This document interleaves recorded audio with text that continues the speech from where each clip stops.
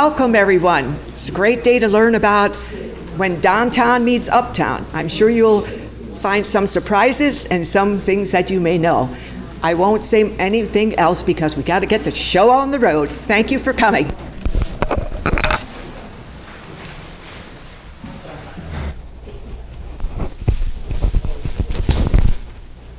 Welcome, everyone.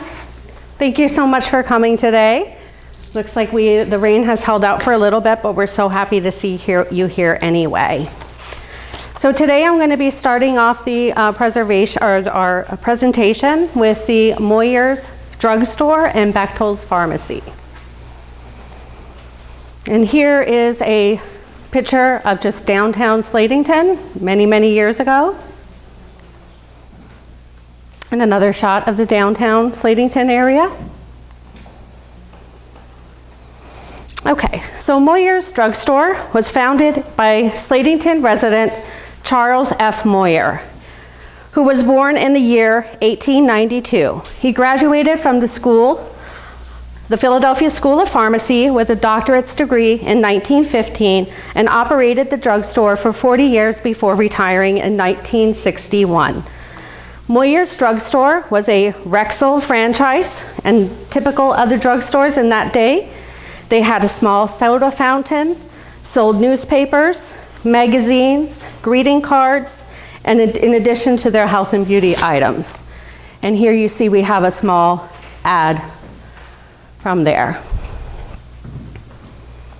Upon Charles's retirement in 1961, Joseph Bechtel bought the business, which was located at 320 Main Street, Slatington.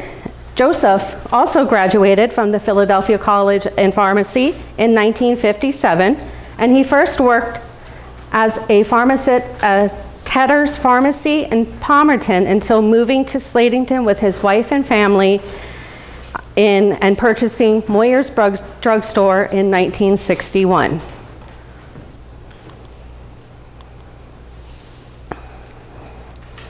In 1971, here's a picture of the family as they were when they had purchased the drugstore and moved into the building at 302 Main Street. Prior to that, it had housed D'Souza's Plumbing Supply, and it also had Kramer's Shoe Store, and Hartig's Funeral Home was located there.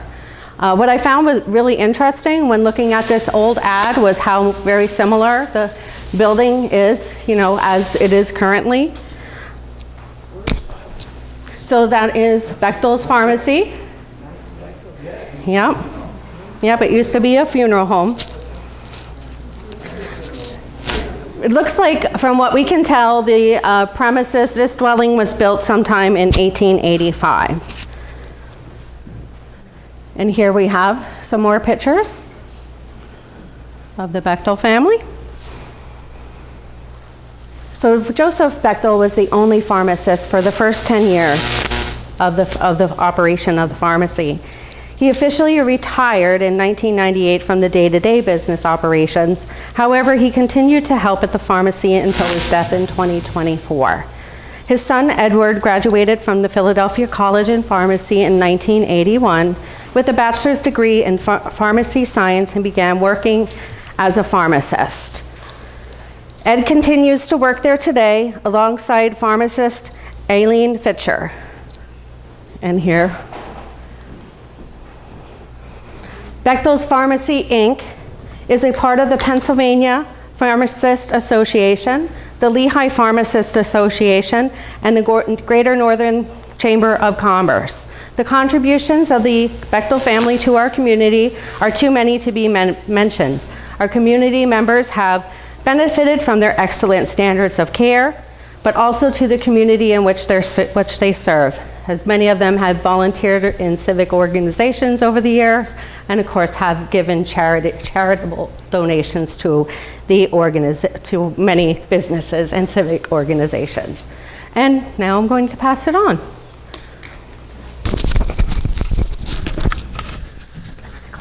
Kelly.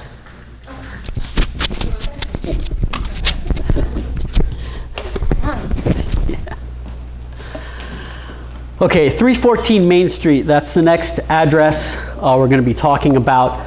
First, we're going to travel back to the time period of the late 1940s and early 1950s and talk about Norm's Luncheonette. According to 1940 census records, Norman Albaugh owned a business here during that time period. According to the 1940 census records, Norman was living in Allentown along with his wife, Carrie, who I will talk about a little bit later, in another business.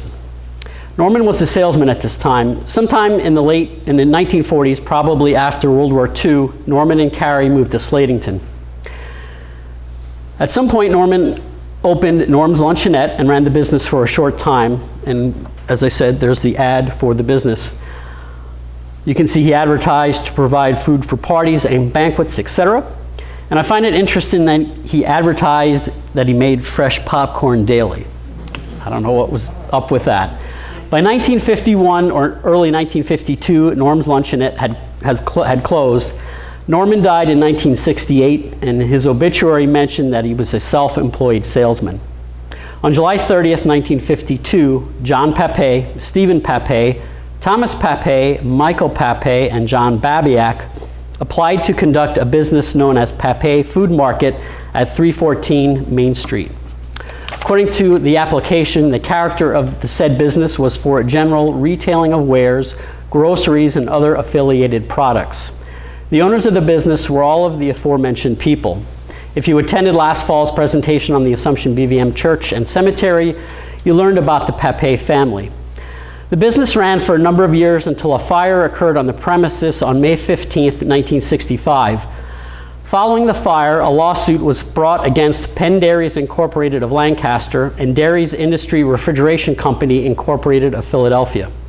Apparently, the Papays blamed the fire on the milk refrigeration unit and charged that the defendants were liable for the fire, which destroyed the contents of the store. The plaintiffs were John, Thomas, and Michael Papay, John Babiak, and Ruth and Thomas Papay as executors of the estate of the late Stephen Papay. On May 9, 1969, a settlement was reached in the lawsuit. The trial before Judge Don Weand was interrupted with news of the settlement. However, no terms were revealed, nor were they part of the record. Kelly covered the Papay family last year, I believe. Did you hear any mention of this from the family? I don't know where Kelly's at. No, I did not. Okay, you did not. So it's kind of a bit of a mystery as to what all transpired there with the lawsuit. The fire brings us to the next owner of the business, Melvin Boger. Less than a year after the fire, Boger, a Catasauqua grocer, purchased the dwelling and business in February of 1966. Boger at the time was a self-employed grocer who operated a mobile grocery store route in Catasauqua for many years. For whatever reason, he decided to expand and open up a small store in Slatington. Boger ran the store for 15 years until retiring. Unfortunately, I do not have a picture of the business in operation. Does anybody remember the market or the inside? Go there before we go to junior high, which was Okay. where the park was. Okay. And what we would do, kids would steal stuff. They'd go in the back, and then the wife would follow, and like, what are you doing in the back? And then the kids were up front, and they'd steal candy and stuff. Okay. I remember that. That's what the kids used to do. 'Cause we used to go there before and after junior high school, because Okay. we had to walk right Right by by there. it. Where Right. exactly was that located? Was it between Becko's and, or like with State Farm? That's where the State It's Farm. the State Farm. Where is it? Yep. Okay. Yep. It was at the State Farm. I just remember that happening. So I'm glad, Paula. I remember going a few times there when I was a kid in the late 70s, but I don't remember much. I remember the color yellow. I don't know if that was the walls, the sign. I don't know. And I think the checkout was on the left. Again, I'm not sure. And I don't really remember what Mr. Boger looked like, but I want to say he was a cross between Mr. Whipple from the old Charmin commercials and Mr. Hooper from Sesame Street. Again, I don't know if that's accurate, if anybody remembers what he looked like. That's the image that sticks in my mind anyway. The building was later sold to a couple for $42,000 on September 18th, 1980, after Mr. Boger retired. When he wasn't working as a grocer, he played with both the Allentown and Catasauqua bands for many years. Boger's wife, Catherine's maiden name was Morris, and she was a brother to Slatington developer Richard Morris, who many of you may remember as the developer of Maple Spring Acres up by the high school during the 1960s and 70s. Catherine and Melvin were married for 43 years. Melvin passed away on September 20th, 1988 at the age of 71, and his wife Catherine passed away on April 10th, 1993 at the age of 71. 314 Main Street mainly served as a private residence for many years. More recently, though, it has become a business once again as an office for State Farm agent Jeff Mosbach. And as you can see, an interior shot, they did a nice job. Oh, I'm sorry. A nice job of remodeling the interior of the building.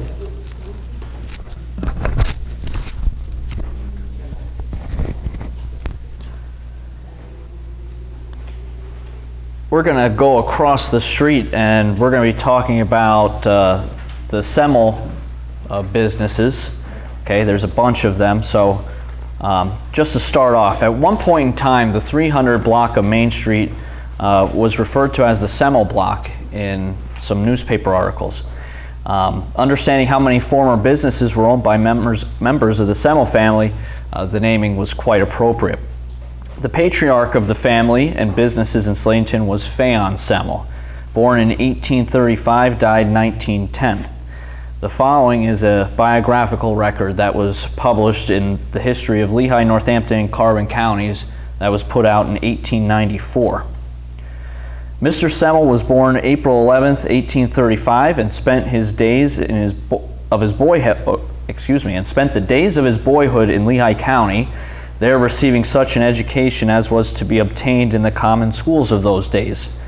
But at the early age of 11 years, he started out in a life for himself, and on reaching his 17th year, he was apprenticed to large carriage making under Peter Sipe of Sipestown, in which place he continued for 2.5 years.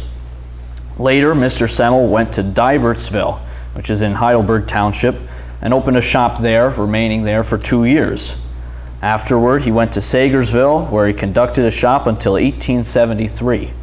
On January 1st of that year, he came to Slatington and he opened a shop, which he has since conducted very successfully and with a consistently increasing patronage.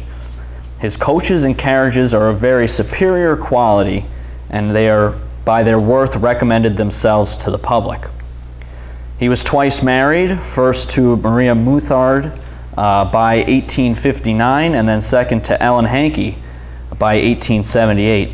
I'm not going to list all the children, but he had 15 children. Okay, there were 8 from the first marriage, and then another 7 from the second marriage. Phaon established his carriage making business at 301 to 307 Main Street. That's that very large, now it's like a blue building across the street from Bechtel's. Okay? He later lived right next door at 4 Factory Street. He died from heart ailments on October 10th, 1910 at the age of 75. The business was then passed on to his son Palmer, who continued to manufacture carriages in town through at least 1918.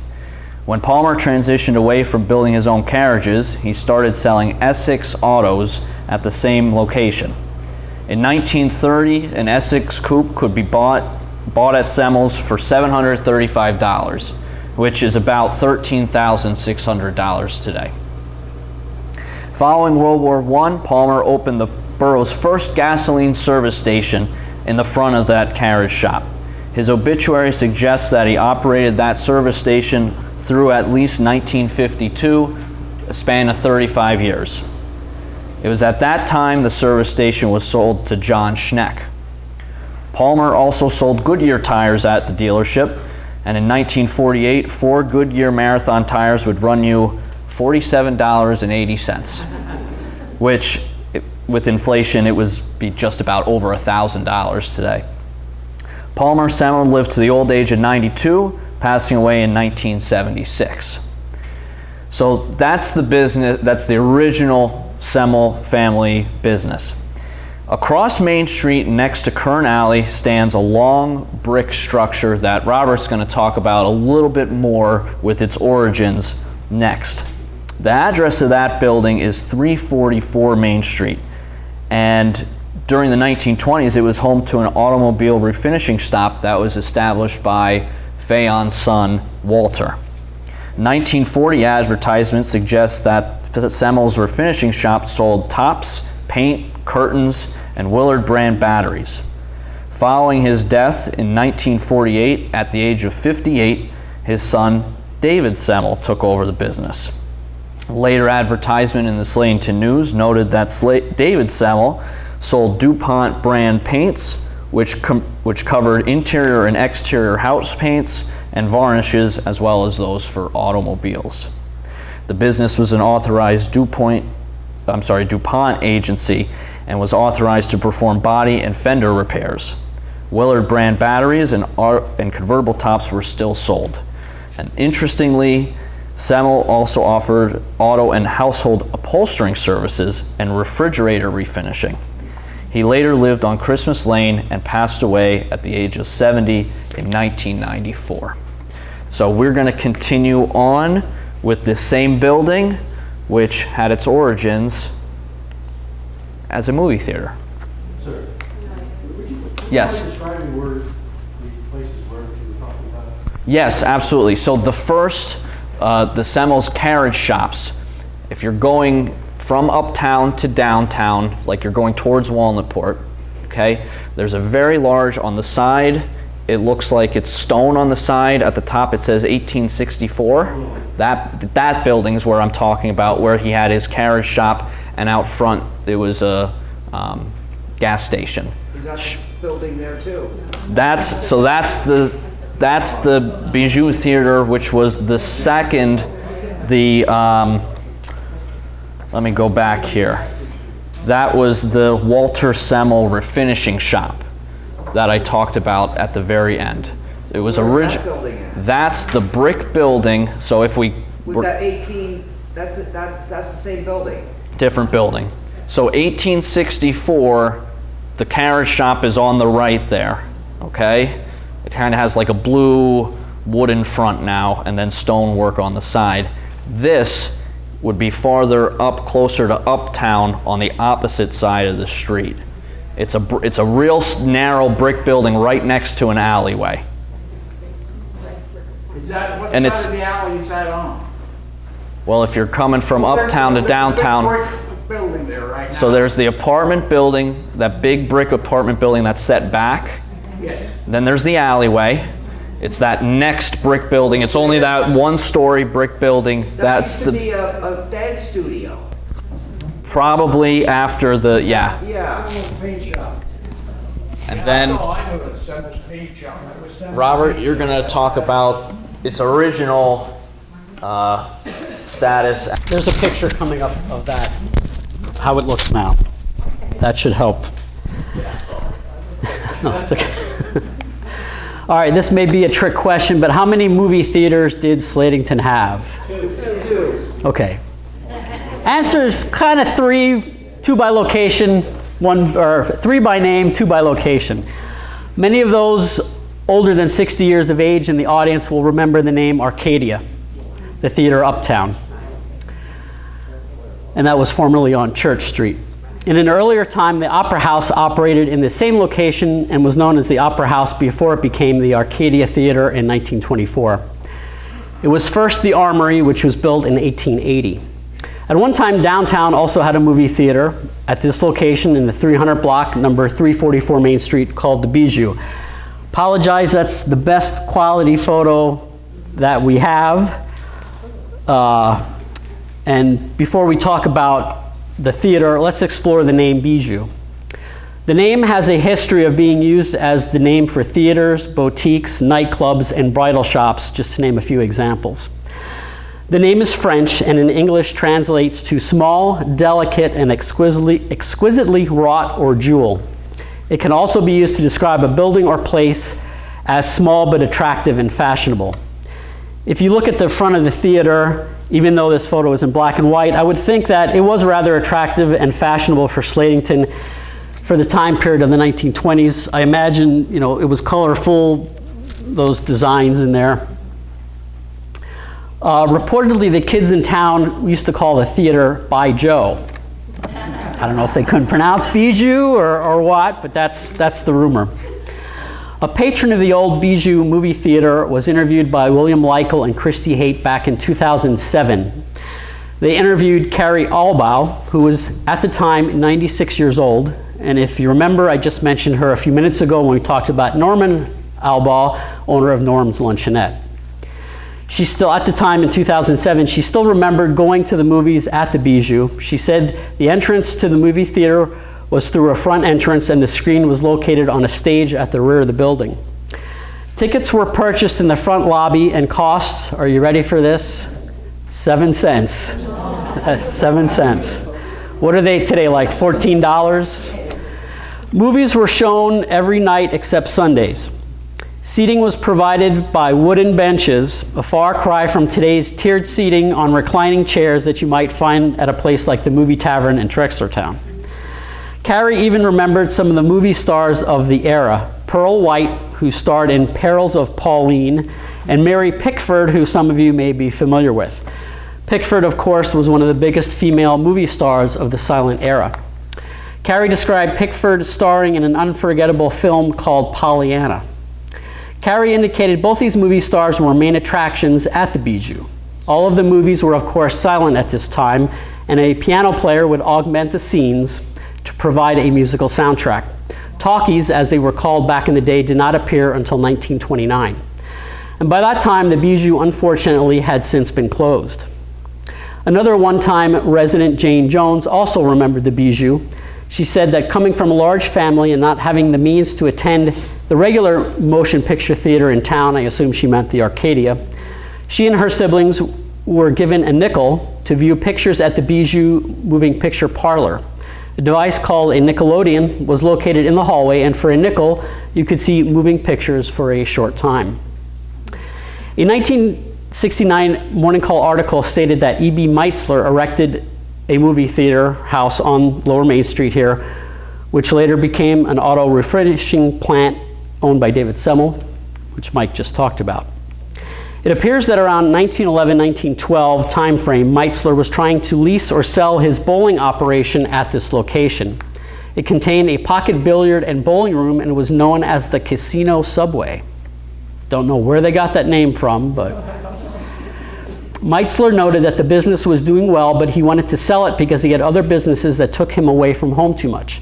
A year later, in late December 1913, the sheriff closed the pool room and it was sold by a sheriff's sale on January 2nd, 1914. And it ended up being sold for $1,013.65. Meitzler eventually left Slatington and was living in 40 Fort, Luzerne County in the mid-1930s. At one time, a blacksmith shop operated to the rear of the property and was run by Milton Schleicher. He also dabbled in lawnmower grinding and sharpening. When Milton died at the age of 80 in 1957, his obituary indicated he was Slatington's last blacksmith. He was engaged in that trade for 65 years and was well known throughout Lehigh and surrounding counties. The building has had numerous owners over the year. It's been a private residence for many decades. Milton Schleicher was grandfather to Slatington resident Randy Schleicher, and at the time of Carrie's interview with Leichel and Haight, Randy indicated that Davy Semmel operated a body shop and upholstery business from the front of the building, whom again Mike just mentioned. And let me catch up with, I don't know where those slides went to.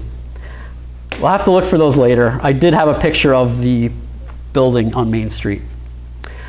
Just lastly, one-time owner Abel Boyer of Boyer's Hardware fame owned the building around the 1919 time frame.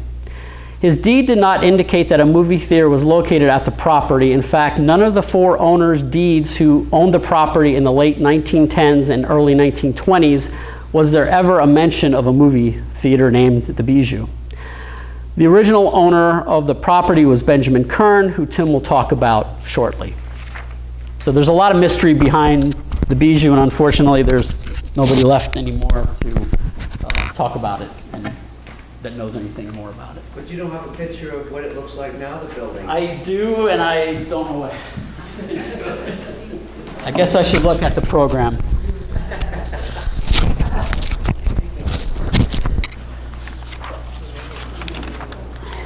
So the next we're going to talk about is Ramaley Fuel and Oil Company. And this is a group of homes that you may be familiar with that's close to the General Morgan Bridge. That's what I, wait. Specifically the former home of Harlan Ramaley and his business. His father, Ray, was the former owner and operator of the Ray Ramaley Coal and Fuel Oil Company. Ray was born in Washington Township on July 19, 1896, and was the son of George A. and Mary Handwork. Ray married Florence Daniels. He had a son, Harlan, also known as Boop, who many of you may remember. And he also had two daughters, Lois Minnick and Ruth Davies, who were both school teachers. Ray ran his business out of his home and to the rear of his property, which actually was located in the 200 block of Main Street.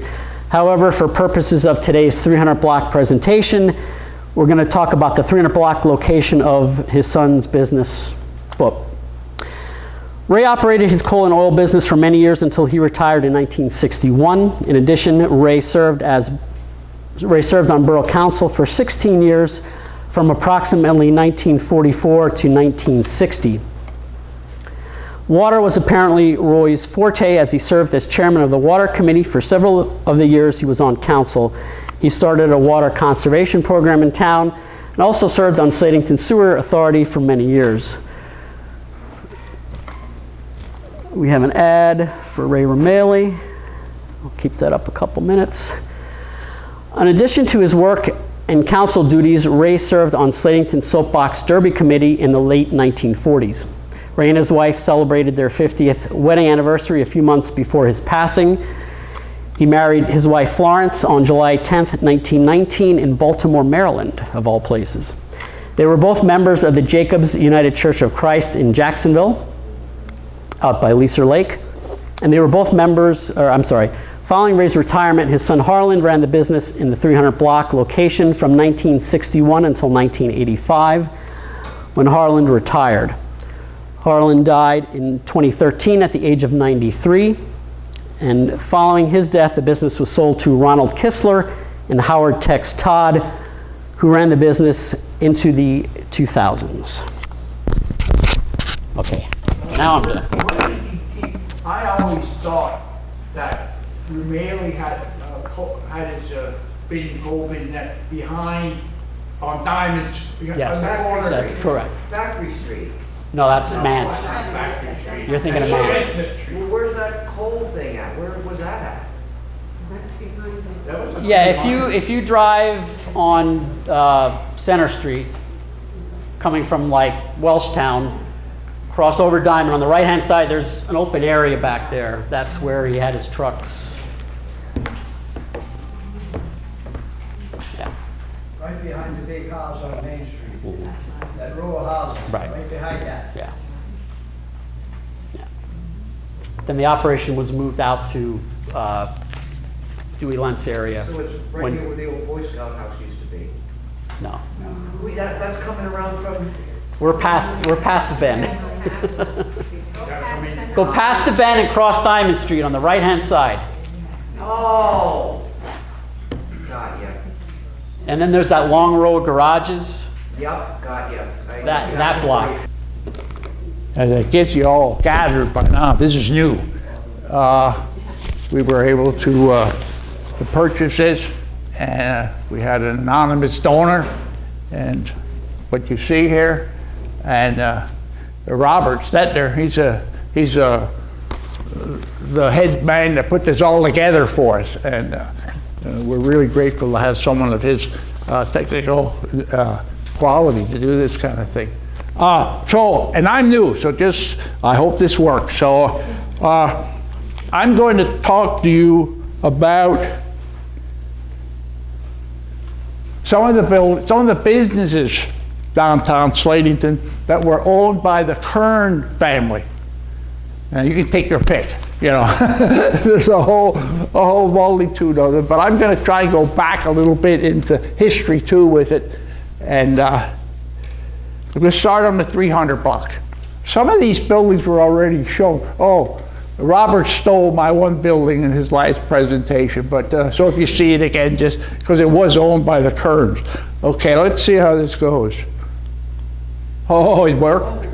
That's one. Yeah, I guess you all know where that's at. You see this, you drive past it anytime.